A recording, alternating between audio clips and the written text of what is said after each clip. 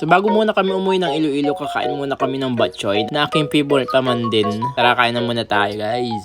At andito na nga kami ulit sa airport. Waiting na lang kami ng aming boarding. At ayan, inabot na naman kami ng ilang oras dahil delayed na naman yung aming flight. Grabe. So ayan na nga guys, palipad na kami. Ito na naman tayo, nanginginig na naman yung paa natin guys. Dahil sa kahit paulit-ulit na tayo sumasakay. Di pa rin nawawala yung takot ko.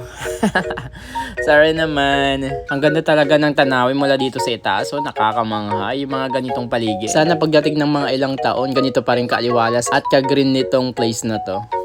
Tamang-tama pa man din yung biyahe namin. Saktong palubog na yung araw. Ang gandang pagmasdan lang at magmuni-muni at isipin lang yung mga magagandang araw na pangyayari sa buhay mo. At gawin mo lang makabuluhan. Gumawa ka lang ng kabutihan sa kapwa mo. Kasi mas maganda talaga yung sa feeling yung mga ganitong pangyayari. Nung panahong bata pa talaga ako guys, tinatanong ko talaga sa sarili ko kung ano yung feeling yung nakasakay sa ulap. Diba? Sango ko nga noon, yun yung gamit niya para makapag-transport sa ibang lugar. Kaya nakapagtanto ko na ganito pala yung feelings na nakasakay. Sa ibabaw lang ng eroplano. Di ba kapag bata ka, curious na curious ka sa mga nagaganap sa paligid mo.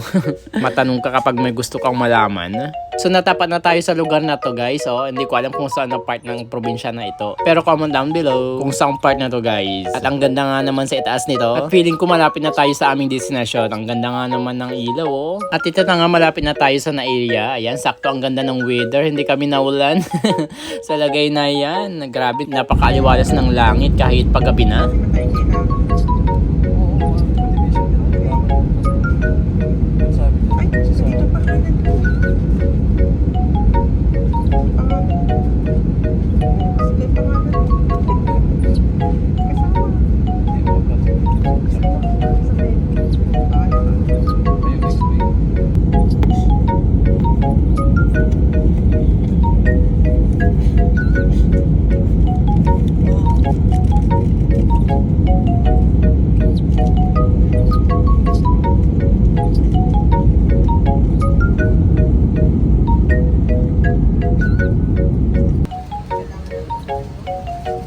So yun guys, and finally, dito na ulit kami sa Naiya, Manila.